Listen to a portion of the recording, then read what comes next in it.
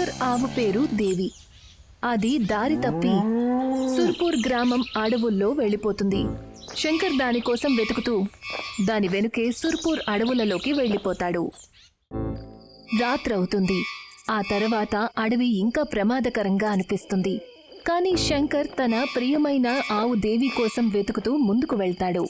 కొంత దూరం అడవిలోకి వెళ్లిన తరువాత తనకి దేవి అరిచే శబ్దం వినిపిస్తుంది. దేవి, దేవి, ఎక్కడున్నావు? తనకి మళ్లీ ఆవు గొంతు వినిపిస్తుంది. శంకర్ శబ్దం వచ్చే వైపు వెళ్తాడు. ఉన్నట్టుండి తనకి అనుభూతి చెందుతుంది ఎవరో తన వెనక ఉన్నారు అని. ఎప్పుడైతే వెనక్కి తిరిగి చూస్తాడో అప్పుడు తనకక్కడ ఎవరూ కనిపించరు. మళ్లీ తనకి ఆవు అరిచే శబ్దం వినిపిస్తుంది. అప్పుడు తనకు ఆవు కనిపిస్తుంది. ఆవు ఒక మర్రి చెట్టు దగ్గర ఆకులు తింటూ ఉంటుంది. శంకర్ తన దగ్గరకు వెళ్తాడు. అరే నా దేవి, నువ్వు ఈ ఆకులు తినాలా? సరేరా, నేను నీకు కోసిస్తాను. ఎప్పుడైతే శంకర్ గొడ్డలితో చెట్టు కొమ్మని నరకబోతాడో అప్పుడే ఉన్నట్టుండి చెట్టు వేర్ల నుంచి నల్లని పొగ వస్తుంది. ఒక శబ్దం వినిపిస్తుంది. దానితో శంకర్ భయపడతాడు. మీ మనుషులు విసిగించడం ఎప్పుడు మానేస్తారు? యుగ యుగాలుగా నిద్రపోతున్నాను. నన్ను నిద్ర లేపే ధైర్యం ఎవరు చేశారు? నల్లని పొగలో నుంచి ఒక నల్లని నీడ శంకర్ ముందుకు వస్తుంది. అది చూసి శంకర్ పూర్తిగా భయపడిపోతాడు. అది చూసి కాలకేతు నవ్వి ఇలా అంటాడు. నేను కాలకేతు. నా దగ్గరకు ఎవరొచ్చినా సరే ఇదే గతి పెడుతుంది. ఒకరోజు సూర్పూర్ గ్రామంలో కల్పన తన తమ్ముడు ఉమేష్కి నచ్చజెప్పే ప్రయత్నం చేస్తుంది. లేదు ఉమేష్, నువ్వక్కడికి వెళ్ళకూడదు. చెప్పాను కదా, ఇదే ఖాయం. అరే, సుర్పూర్ అడవుల గురించి నేను ఎన్నో కథలు విన్నాను. నేను నిన్ను అక్కడికి పంపించలేను. అక్క, నేను చెప్పేది విను. ఇవాళ అడవుల నుంచి కట్టెలు తేలేకపోతే నువ్వు వంట ఎలా చేస్తావు? ఏదైనా సమాధానం ఉందా? ఇక్కడ అడవుల్లో అయితే అడవి మృగాల గురించి భయం, కానీ అక్కడ ఏమేం లేవు. నిజమే, అక్కడ అడవి మృగాలు లేవు. కానీ అక్కడ ఏదైతే ప్రమాదం ఉందో అది మృగాల కంటే భయంకరమైనది.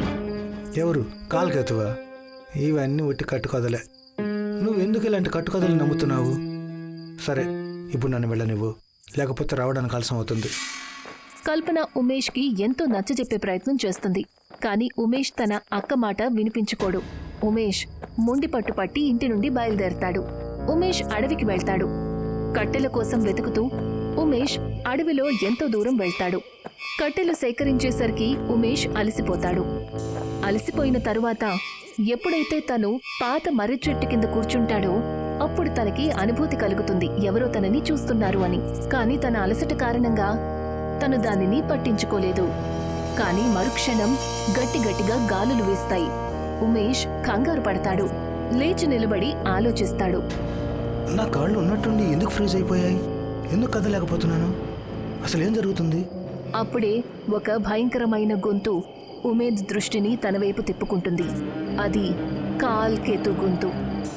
మీ మనుషుల్ని ఇక్కడికి రావద్దని చెప్పాను, ఈ అడవుల్లోకి రావద్దు అని. అయినా మీరు నా మాట వినిపించుకోవడం లేదు. చావడానికి ఇక్కడ వస్తూనే ఉన్నారు. కాల్కేతు రూపాన్ని చూసి ఉమేష్ నోటి నుండి ఒక్క మాట కూడా బయటికి రాదు. చెమటలతో మొత్తం శరీరం అంతా తడిసిపోతుంది. కాల్కేతు తన చేతిని పైకి లేపుతాడు. అప్పుడే గట్టిగా వీస్తున్న గాలి ఒక్కసారిగా ఆగిపోతుంది. ఉమేష్ భయపడుతూ ఇలా అంటాడు. నన్ను క్షమించు, నేను ఇక్కడికి కట్టెల కోసం వచ్చాను. నన్ను వదిలే. నేను నిన్ను వదలను. ఇవాళ నీ ప్రాణాలు తీయాల్సిందే. అప్పుడే ఉమేష్ అక్కడి నుంచి పారిపోయే ప్రయత్నం చేస్తాడు. కానీ తను విగ్రహంలాగా ఒకే చోట ఉండిపోతాడు. తమ్ముడు ఇంటికి తిరిగి రాకపోయేసరికి కల్పన తన ఇంట్లో కంగారు పడుతూ ఉంటుంది. కల్పన తన స్నేహితుడు నరేన్ ఇంటికి వెళ్తాడు. నరేన్ తండ్రి ఒక తాంత్రికుడు. అందుకని నరేన్కి కూడా తంత్రమంత్రాల గురించి తెలుసు. కల్పన ఎప్పుడైతే తన గురించి నరేన్కి చెప్తుందో అప్పుడు తను కంగారుగా ఇలా అంటాడు. నీకు తెలియదా కల్పన, సూర్పూర్ అడవి ఎంత భయంకరమైన శక్తులతో నిండి ఉందో? కాల్కేతు, బ్రహ్మచర్యను పాటించే కాల్కేతు. అది కేవలం కట్టుకథ మాత్రమే కాదు, అతను అక్కడ నిజంగానే ఉంటున్నాడు. దేవుళ్ళ దగ్గర అతని శక్తిని తీసుకున్న తర్వాత కాల్కేతు ఎంత శక్తుడు అయిపోయాడంటే ఎప్పుడైనా తన మనసుకు నచ్చినట్టు అందరినీ ఒకే చోట స్తంభింప చేయగలడట. పూర్తిగా విగ్రహంలాగా. వాళ్ళు విగ్రహంలా మారుతారు. నేను కాల్కేతువు, మీ అందరినీ నేను ప్రాణాలతో వదలను. ఆ కాల్కేతు, ఋషులను చంపి నువ్వు పాపాన్ని మూటకొట్టుకోకు. మిమ్మల్ని చంపితే నాకు ఆనందం లభిస్తుంది. రండి, నేను మిమ్మల్ని అందరినీ ఇప్పుడే విగ్రహంలా మార్చేస్తాను. కాపాడండి, కాపాడండి. బ్రహ్మచార్యుడైన కారణంగా అతను స్త్రీలను, ఆడపిల్లలను ఏమీ చేయడు. స్త్రీ తన బలహీనత. అప్పుడే ఋషి మునులను దేవి సహాయంతో తనని చంపి తన ఆత్మను ఒక చెట్టు కింద పాతిపెట్టాడు. కాల్కేతు, నువ్వు ఈ చెట్టులోనే బందీగా ఉంటావు.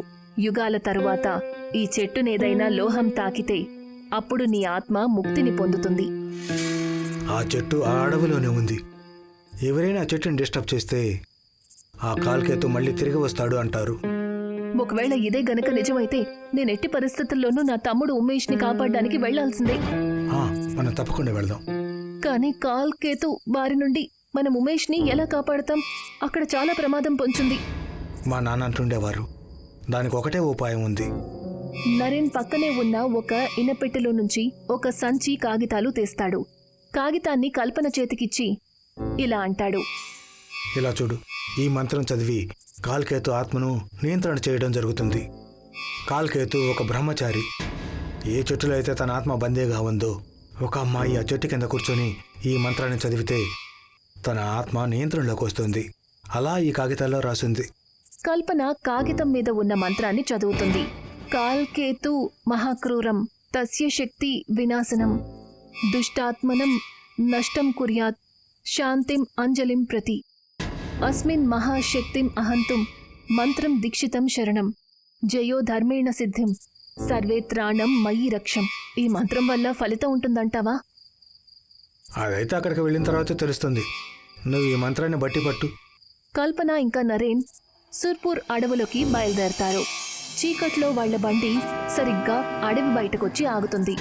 సుర్పూర్ అడవి భయంకరంగా నిశ్శబ్దంగా ఉంటుంది. కల్పన ఇంకా నరేన్ ఇద్దరూ అడవిలోకి భయపడుతూ వెళ్తారు. కల్పన, కాస్త జాగ్రత్త. ఇక్కడ ప్రతి అడుగుకి ప్రమాదం పొంచి ఉంటుంది. మనం ఉమేష్ను వెతకడానికి ఇంకా లోపలికి వెళ్ళాలి.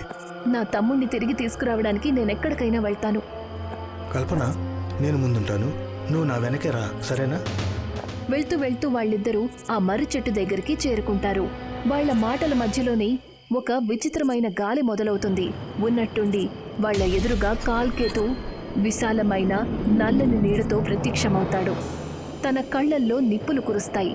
తన శక్తులు, రూపం భయంకరంగా ఉంటాయి. కాల్కేతు కోపంగా, ఓ, అయితే తను నీ తమ్ముడా? నేను తనని చంపబోతున్నాను. ఇప్పుడు నువ్వు కూడా వచ్చావా చావడానికి? రారా, అందరినీ ఒకేసారి చంపుతాను. మేమేమీ నీకు భయపడట్లేదు కాల్కేతు. కల్పన ఆ మాట అంటుందో లేదో కాల్కేతు తన చేతిని పైకెత్తుతాడు. అప్పుడు నరేన్, కల్పన గాలిలో ఎగురుతారు. అప్పుడే నరేన్ ఒక మంత్రం చదువుతాడు. ఓం హ్రీం క్లీం కాల భైరవాయ నమః. నీ ఈ మంత్రాలు నా మీద ఏమీ ప్రభావం చూపించలేవు. నరేన్తో పాటు కల్పన కూడా మంత్రం చదవటం మొదలు పెడుతుంది. ఓం హ్రీం క్లీం కాల భైరవాయ నమః. వాళ్ళిద్దరూ మంత్రాలు చదవగానే కాల్కేతుకి కోపం వస్తుంది. మీరిద్దరూ ఎంత ప్రయత్నమైనా చేయండి, నా శక్తి మీ మంత్రం కంటే చాలా ఎక్కువ. మీ మానవ ప్రయత్నం విఫలమవుతుంది. కానీ కల్పన, నరేన్ ఓటమి అంగీకరించలేదు. నెమ్మదిగా కాల్కేతు నీడ మాయమవుతూ వస్తుంది. గాలిలో ఎగురుతూ ఉన్న నరేన్, కల్పన నేల మీద పడతారు. అప్పుడే నరేన్, కల్పన, మనం ఈ మంత్రంతో తనని ఎక్కువసేపు ఆపలేం. నువ్వు త్వరగా చెట్టు దగ్గరికి వెళ్ళు. ఏ మంత్రాన్నైతే నువ్వు బట్టి పట్టావో అది చదవటం మొదలుపెట్టు. అప్పుడే ఉన్నట్టుండి కాల్కేతు తన విశాలమైన చేతిని కల్పన ముందుకి చాచుతాడు. నరేన్ తన సంచిలో నుంచి విభూదిని తీసి ఊదుతాడు. కాల్కేతు నీడ తల్లడిల్లుతుంది. వెళ్ళు కల్పన, నీ పని మొదలుపెట్టు. నా శక్తులు తనని ఎక్కువసేపు ఆపలేవు. కాల్కేతు నవ్వటం మొదలు పెడతాడు.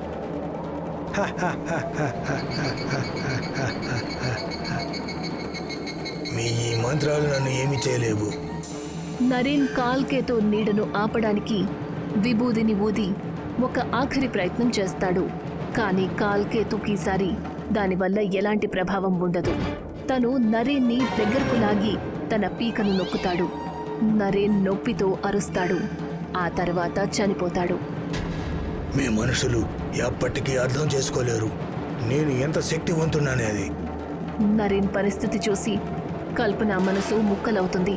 కానీ తను సంభాళించుకుని కల్పన మర్రి చెట్టు దగ్గరికి వెళ్తుంది. మంత్రాన్ని ఉచ్చరించటం మొదలు పెడుతుంది. కాల్ కేతు మహాక్రూరం తస్య శక్తి వినాశనం దుష్టాత్మనం నష్టం కుర్యాత్ శాంతిం అంజలిం ప్రతి అస్మిన్ మహాశక్తి మహంతుం మంత్రిం దీక్షితం శరణం జయో ధర్మేణ సిద్ధిం సర్వే త్రాణం మయి రక్షం కాల్ కేతు మహాక్రూరం తస్య శక్తి వినాశనం జయో ధర్మేణ సిద్ధిం సర్వే త్రాణం మయి రక్ష. కొన్ని క్షణాల్లోనే కాల్కేతు నీడ మాయమవుతుంది. కల్పన నరేన్ దగ్గరకు వెళ్తుంది. నరేన్, లేదు, నువ్విలా వదిలేసి వెళ్ళడానికి వీల్లేదు. నరేన్ శరీరం చల్లబడిపోయి ఉంటుంది. కాల్కేతు నీడ మాయమవ్వగానే ఉమేష్ ఇంకా శంకర్ భూతాలుగా మారి ఉంటారు. వాళ్ళు తమ శరీరాన్ని తిరిగి పొందుతారు. ఇప్పుడు సూర్యుడు ఉదయిస్తాడు. అడవంతా కూడా నల్లని నీడకు బదులుగా సూర్యుడి కిరణాలతో మెరిసిపోతుంది. సుర్పూర్ అడవుల జీవితం కొత్తగా ప్రారంభమైనట్టు అవుతుంది.